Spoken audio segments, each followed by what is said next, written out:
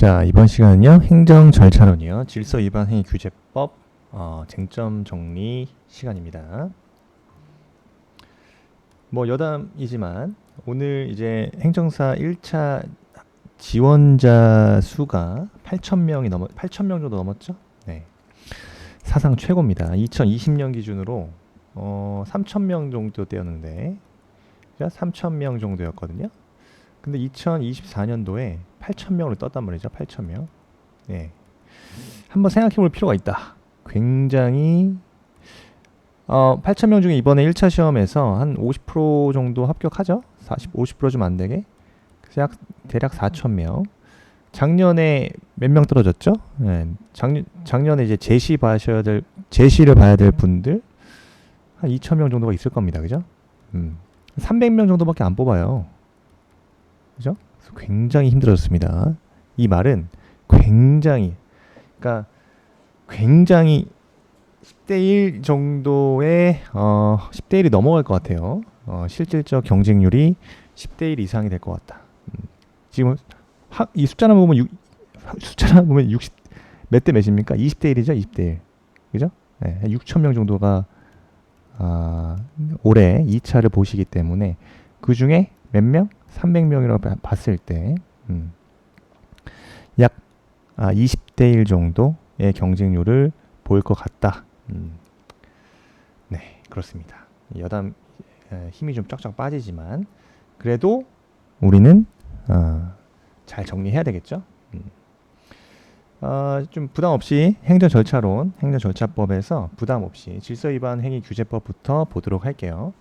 그래서 작년 시험에는 관어사업에 대한 제한이 나왔어요. 관어사업 제한에 관한 문제로서 요건, 행정청의 조치 등을 서술하는 문제였고, 올해 나온다면 이제 요런 문제가 나올 것 같아요. 요런 것들, 그죠? 요런 것들. 과태료에 있어서 또 약식재판에 대한 이의신청 절차, 요런 문제가 나올 것 같고, 그래서 기본적으로 질서위반 행위에 대한 성립입니다. 질서위반 행위란 개념, 그죠? 법률상 의무를 위반하여 과태료를 부과하는 행위를 말한다. 자, 성립 6조에 나와 있죠? 6조입니다. 법정주의. 무슨 말이에요? 법률에 따르지 아니하고는 어떠한 행위도 질서위반 행위로 과태료를 부과할 수 없다. 그다음에 고의, 과실 없이는요, 질서위반 행위는 과태료 부과 대상이 아니죠. 위법성 착오란 뭐죠? 내가 한 행위가 위법하지 아니한 것으로 오인을 한 경우. 그럴 때 질서위반 행위는요, 그 오인의 정당한 이유가 정당한 이유가 있는 자에 한해서 과태료가 부과되지 않는 거죠. 네. 그다음에 구조에 우리 책임 연령 나와 있습니다. 네. 14세가 되지 아니한 자, 14세 미만인 자는 14세 미만의 자가 한 질서위반 행위는 과태료를 부과하지 아니한다.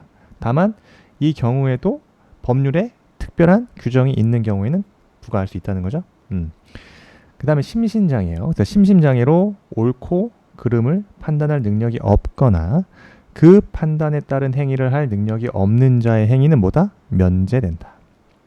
과태료 부과되지 아니하고요. 그 다음에 능력이 미약한 자의 행위, 심신장애 등으로 능력이 미약한 자의 질서위반 행위는 과태료가 감경한다. 단, 요 첫 번째와 두 번째 같은 경우를 스스로 심신장애 상태를 야기해서 질서위반 행위를 한 자에 대해서는 적용하지 아니한다. 그죠? 과태료 대상이다 라는 뜻입니다. 그 다음에 질서위반 행위 규제법 성립 요건에서 요게 사안에서 한번 요런 사안이 있어요. A 기업이 있는데, 자, 개인정보 보호 인증을 취득했다. 그럼 개인정보 책임자 B, 그 다음에 사원 C가 기업의 이미지를 제고를 하기 위해서 인증의 범위와 기간을 함께 표시해야 됨에도 불구하고 표시하지 않았다는 거죠. 그리고 홍보 수단으로 삼았다. 그리고 A기업 홈페이지는 주민번호를 입력해야만 회원으로 가입해야 된다. 요새 그 누구도 주민등록번호를 회원 홈페이지상에 기입한 사람은 없겠죠. 어쨌든 각각 이런 질서위반 행위가 있었던 것으로 보여지죠. 이미지 제고를 위해 인증의 범위와 기간을 함께 표시함에도 불구하고 표시하지 않은 거. 그 다음에 홈페이지 가입 시 주민등록번호를 입력하게 한 행위입니다. 그래서 과태료에 대한 성립 요건 방금적으로 적어주시면 되고, 근데 두 번째 쟁점이에요. 이것이 과태료 제재 대상이 되었다면 A기업에 대한 성립 효과입니다. 11조 요게 나올 수 있어요. 이번 시험에 11조. 법인의 처리예요. 질서 위반 행위를 한 법률상의 의무를 위반하여 과태료를 부과하는 행위가 바로 질서 위반 행위다. 개념 무조건 써줘야 되고, 성립 요건 첫 번째죠. 이거 넘어가고 법정주의, 고의 과실이 있어야 되고, 위법상의 착오, 책임 연령, 심신 장애에 대한 내용을 쭉 적어주신 다음에 두 번째 쟁점에서 A기업에 대한 성립 효과로서 법인의 처리입니다. 즉 법인의 대표자, 법인 또는 개인의 대리인, 사용인이요. 법인의 대표자, 법인 또는 개인의 대리인, 그리고 사용인이요. 및 그 밖의 종업원이 업무에 관하여 법인 또는 그 개인에게 부과된 법률상 의무를 위반했다. 그때는 법인 또는이에요. 법인 또는 그 개인에게. 법인 또는 그 개인에게 과태료를 부과합니다. 그 다음에 다수인 질서 위반 행위에 대한 가담이에요. 2인 이상이 질서 위반 행위에 가담한 때, 12조, 각자 질서 위반 행위를 한 것으로 보는 거죠. 각자 질서 위반 행위를 한 것으로 본다. 그 다음에 신분에 따라 성립하는 질서 위반 행위에 신분이 없는 자가 가담한 때, 신분에 의해서 성립하는, 그죠? 진정신분범이라고 하죠. 질서 위반 행위에 신분이 없는 자가 가담했어. 그럼 신분이 없는 자에게도 질서 위반 행위가 성립한다. 그 다음에 신분에 의하여 과태료를 감경하거나 가중 또는 부과하지 아니한 때, 그때 그 신분의 효과는 신분이 없는 자에게는 영향을 미치지 않는다는 거예요. 나눠서 살펴봐야 된다. 그래서 신분범의 신분에 의해서 성립하는 질서 위반 행위에 신분이 없는 자, 이때는 신분이 없는 자에 대해서도 질서 위반 행위가 성립한다. 다만 신분에 의하여 과태료 감경 가중 부과되지 아니한 때, 그 신분의 효과는 신분이 없는 자에게는 영향을 미치지 아니한 자. 그 다음에 수개의 질서 위반 행위에 대한 처리에서 첫 번째 13조 1항입니다. 상상적 경합, 즉 하나의 행위가 두 개의 질서 위반 행위에 해당하는 경우, 이때는 각 질서 위반 행위에 대해서 정한 과태료 중에 중한 과태료죠. 중한 과태료를 부과한다. 중한 과태료를 부과한다. 예를 들어서 한 개의 질서 위반 행위가 두 개의 질서 위반 행위에 해당할 때 요게 더 중한형이라면 중한 과태료, 더 중한 과태료 중 중한 과태료를 부과한다 이겁니다. 그다음에 실체적 경함이에요. 지금 사항 같은 경우죠. 두 개 이상의 질서 위반 행위가 경합하는 경우예요. 그죠? 두 개의 질서 위반 행위가 경합하는 경우, 이때는 각 질서 위반 행위에 대해서 정한 과태료를 각각 부과한다. 각각 부과하는 겁니다. 물론 다른 법령에 특별한 규정이 있다. 그때는 그 법령에 따르는 바에, 그 정하는 바에 따르겠죠. 과태료의 시효요. 행정처의 과태료 부과 처분이나 법원의 과태료 재판 확정 후 5년간 징수하지 아니하거나 집행하지 아니하면 시효로 소멸한다. 사안에서 홍보시에 뭐한다? 인증 범위와 기간을 표시하지 않았다는 점과 홈페이지 회원 가입 시 주민등록번호를 입력시킨 점 등은 각각의 질서, 즉 두 개 이상의 질서 위반 행위가 경합하는 경우로 각각의 과태료가 부과된다. 요거 잘 정리하시면 되겠습니다. 요 사안 나올 수 있어요. 그 다음 두 번째, 과태료 부과 징수 절차입니다. 당연히 과태료를 부과할 때 먼저 사전 통지를 하겠죠. 그 다음에 의견 제출 기회를 준다는 겁니다. 그래서 행정청이 질서 위반 행위를 에 대해서 과태료를 부과할 때는 미리 당사자 등에게 대통령령 등으로 정하는 사항을 통지하고 며칠 이상? 10일 이상의 기간을 정해서 의견을 제출해야 할 기회를 준다. 이때 지정된 기일까지 의견 제출이 없다. 10일이 의견 제출 기회 줬음에도 불구하고 의견 제출하지 않았어? 그러면은 의견이 없는 것으로 보는 거죠. 의견 없음으로 간주됩니다. 당사자는요, 의견 제출 기한 이내에 행정청에 의견을 진술하거나 그죠? 필요한 자료 제출할 수 있다. 그 다음에 행정청은요, 당사자가 제출한 의견에 당연히 상당한 이유가 있다. 인정하는 경우에요. 그때는 과태료를 부과하지 아니하거나 통지한 내용을 변경할 수도 있다. 두 번째, 과태료 부과는 어떻게 한다? 의견 제출 절차를 마친 후에 서면으로 과태료 부과하는 거죠. 서면으로 과태료를 부과한다. 근데 자진 납부했어. 자진 납부자에 대한 과태료는 뭐 할 수 있다? 감경할 수 있죠. 감경할 수 있다. 자진하여 납부하고자 하는 경우, 당사자가 의견 제출 기한 내에 과태료를 자진하여 납부하고자 하는 경우 과태료를 감경할 수 있다 이겁니다. 당연히 당사자가 감경된 과태료를 납부했어요. 과태료 납부됐죠? 그러면 질서 위반 행위에 대한 과태료 부과 및 징수 절차는 종료되는 거고요. 그 다음에 제척기간입니다. 제척기간. 행정청은요, 질서 위반 행위가 있음으로부터 질서 위반 행위가 종료한 날로부터 5년입니다. 5년. 질서 위반 행위가 종료한 날로부터 5년이 경과하면은 해당 질서 위반 행위에 대해서 과태료를 어떻게 할 수 있다? 과태료를 부과할 수 없다. 제척 기간의 도가로요. 가령 다수인의 질서 위반 행위에 가담한 경우, 이때는 최종적으로 최종 행위가 종료된 날을 의미합니다. 그리고요, 행정청은 법원이 결정이 있는 경우 그 결정이 확정된 날로부터 1년, 확정된 날로부터 1년이 경과하기까지는 과태료를 정정 부과 등 결정에 따라 필요한 처분을 할 수 있다. 1년 경과하기 전까지는 과태료 정정 부과 가능하고요. 그 다음에 이의제기 60일 기억하세요. 그래서 행정청이요, 과태료 요 부과에 대해서 이의를 제기했어. 그죠? 이의를 제기한 거예요. 행정청을 상대로. 그러면 60일 날, 과태료 부과 통지를 받은 날로부터 60일 이내에 행정청에 서면으로 이의를 제기할 수 있고요. 당연히 이의 제기가 있게 되면 이렇게 객관식이 잘 나오죠.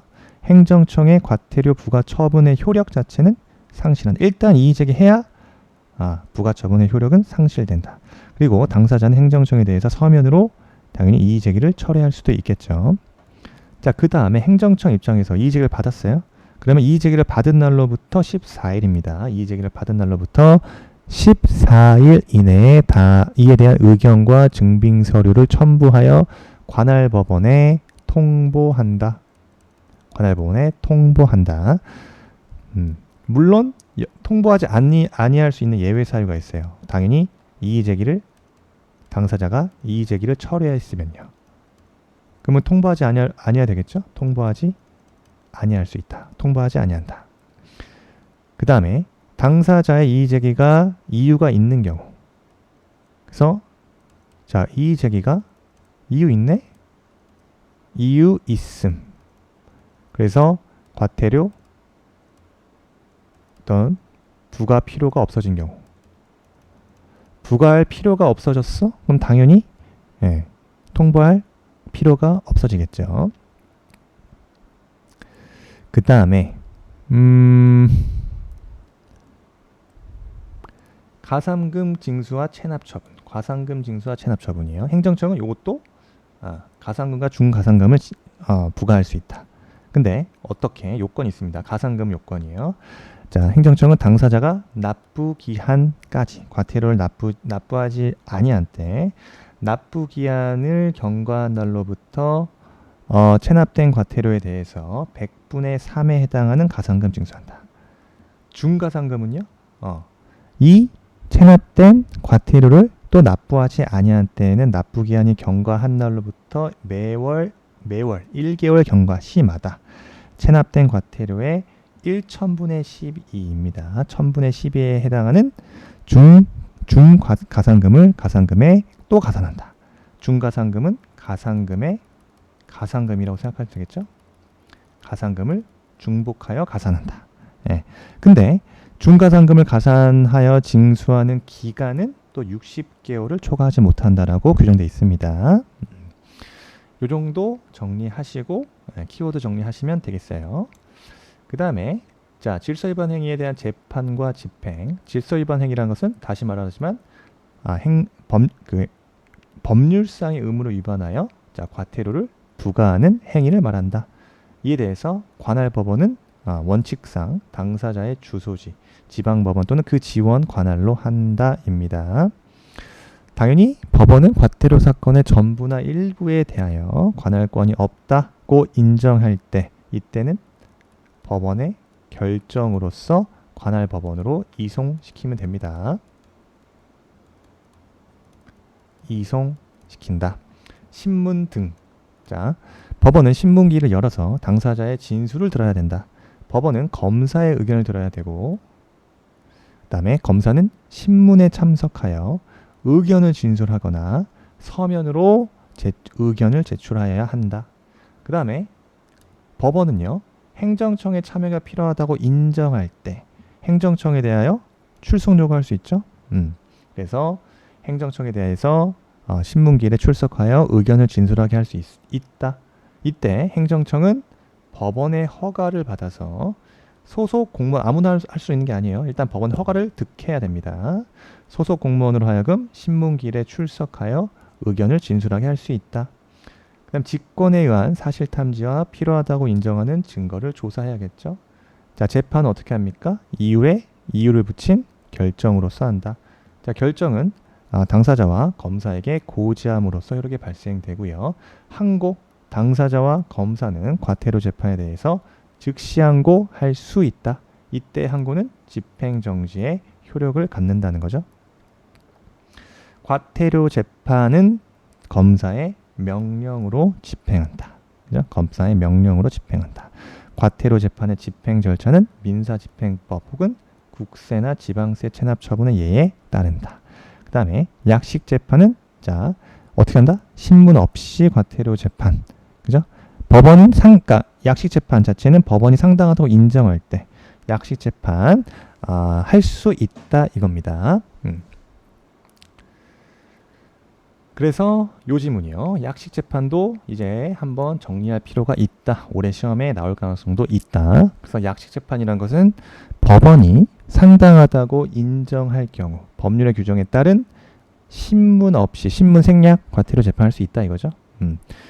자, 당사자와 검사는 자 약식 재판 고지를 받은 날로부터 7일 이내 이의 신청할 수 있다. 그 다음에 검사는 필요하다고 인정할 경우 이의 신청 여부에 대해서 행정청의 의견 청취를 들을 수 있다는 거죠. 그 다음에 당사자와 검사가 자 약식 재판을 고지받은 날로부터 7일 이내 이의 신청할 수 있는데 당사자와 검사가 책임질 수 없는 사유로 7일 이내의 기간을 지킬 수 없다. 그러면 그 사유가 없어진 날로부터 다시 14일 더 줍니다. 14일 이내에 이의 신청할 수 있다. 근데 또 해외에 있었으면 또 30일까지 연장해줘요. 그 사유가 없어질 당시 외국에 있었던 당사자에 대하여는 그 기간을 30일로 한다. 이의 신청 방식은 이의 신청서를 법원에 제출하면 되겠죠. 그 다음에 법원은 이의 신청이 있는 때에는 이의 신청의 상대방에게 그 이의 신청서 부본을 상대방에게 송달한다. 이의 신청 취하는요. 이의 신청한 당사자 또는 검사는 정식 재판 절차에 따른 결정을 고지받기 전까지는 얼마든지 그죠? 정식 재판 절차에 따른 결정 고지를 받기 전까지는 이의 신청 취하가 가능하다. 취할 수 있다. 그다음 각하 법원은 이의 신청이 법령상 방식에 어긋나거나 이의 신청권이 소멸된 뒤의 것임이 명백하다. 그러면 결정으로 이를 각하해야 된다. 다만 그 흠을 보정할 수 있는 경우에는 그러하지 아니한다 이거죠. 당연히 각하 결정에 있어서는 즉시 항고 가능하다. 자, 각하하는데 법령의 방식이 어긋나거나 이의 신청이 소멸된 것임이 명백한 경우 각하하는데 그 흠 자체를 보정할 수 있다. 그러면은 각하는 게 아니라 보정 명령 내리겠죠. 약식재판의 확정이요. 약식재판의 고지를 받은 날로부터 7일 이내에 이의 신청이 없다면 약식재판은 확정됩니다. 약식재판 확정. 또는 자 여기 지금 여긴 좀 나타나지 않는데 이의 신청에 대한 각하 결정. 이의 신청은 각하 결정 확정되면요. 약식재판 확정되겠죠. 혹은 당사자나 검사가 이의 신청 취하할 때 마찬가지로 약식재판은 확정됩니다. 당연히 이의 신청에 따른 정식재판 절차로의 이행이에요. 자, 이의 신청이 적법하다고 인정할 때는 약식재판은 그 효력을 상실한다. 그 다음에 나올 수 있는 게 이제 과태료 체납자에 대한 제재입니다. 요게 이제 작년에 나왔죠. 네. 요것도 나왔어요. 2020년도에. 그죠? 다 나왔어요. 다 나왔다고 보시면 되는데 중복해서 관어사업은 2번 나왔단 말이에요. 네. 그래서 다른 쟁점에서 또 과태료 체납자에 대한 제재에 대해서도 나올 수가 있다. 일단 관어사업 제한은 또 나오기 힘들죠. 그래서 어쨌든 개념은 허가인가 면허 등록을 갱신을 요하는 사업을 경영하는 자로서 사업의 정지나 허가 취소 등을 하는 거예요. 다음의 사유. 그죠? 과태료를 3회 이상 체납하거나 체납 발생일로부터 1년 경과하였으면 체납 금액의 합계액이 500만 원 체납자 중에 3회 이상 3회 이상 체납한 자인 경우에는 자, 관어사업의 제한을 할 수 있다. 그다음에 세 번째 신용정보의 제공 등입니다. 이거는 이제 행정청이 어떤 과태료 징수나 공익 목적을 위해서 필요한 경우에 신용정보회사 요청에 따라 체납 또는 결손 처분 자료를 제공할 수 있다 이겁니다. 그 다음에 이제 중요한 거는 요게 중요하죠. 고액 상습 체납자에 대한 제재요. 네. 법원은 검사의 청구에 따라서 결정으로 30일의 범위 내에서 과태료 납부가 있을 때까지 그죠? 다음의 사유에 해당할 때 체납자를 감치에 처할 수 있다. 그래서 30일 범위 내에서 과태료 납부 기한까지 그죠? 30일 이때까지만 과태료 납부 기한을 주는 거예요. 30일 범위 내에서. 만약 하지 않으면 감치할 수 있다. 감치라는 것은 재판부 직권으로 구속하는 제재 조치다. 네, 최대 20일까지 구속 가능하다 이거예요.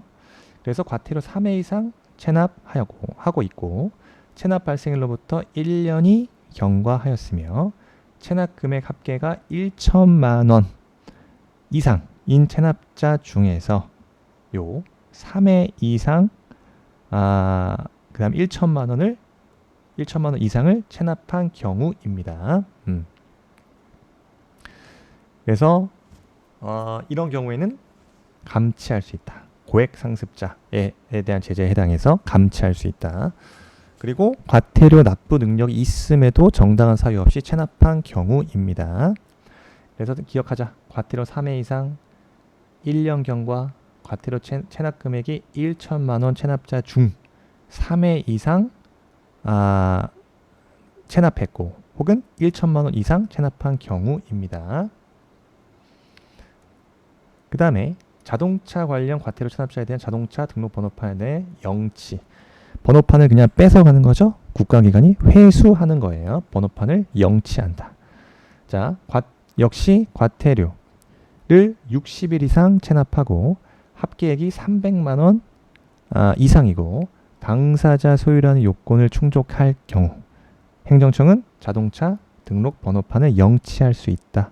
당연히 사전 통지에 이뤄져야겠죠. 자동차 등록 번호판을 영치할 때에는 미리 당사자에게 10일 이내에 자동차와 관련해서 과태료를 납부하지 않으면 즉시 등록 번호판을 영치됩니다 라는 뜻을 통지해 줘야 되고 그 다음에 자동차 관련 과태료를 납부하지 아니한 자가 자동차 관련 과태료를 납부하면 즉시 행정청은 영치한 자동차의 등록번호판을 내주어야 합니다. 그 다음에 일시 해제. 이것도 잘 정리 체크하자. 영치를 일시 해제할 수 있다. 언제? 자동차를 생기유지 목적으로 사용하고 있는 경우. 즉 자동차의 등록판이 영치된 당사자가 해당 자동차를 직접적인 생계유지 목적으로 사용하고 있어서 자동차 등록번호판을 영치할 경우 생계유지가 곤란하다고 인정이 된 경우에는 자동차 등록번호판을 내줘야 되고 영치를 일시 해제할 수 있는 거예요. 다만 이 경우에도 다른 과태료를 또 체납하고 있는 당사자에게는 그러하지 아니하다. 그죠? 일시 해제 적용 또 제외됩니다. 요 정도 질서 위반 행위 규제법 일단 정리해 두세요. 한 문제 정도 나올 수 있기 때문에.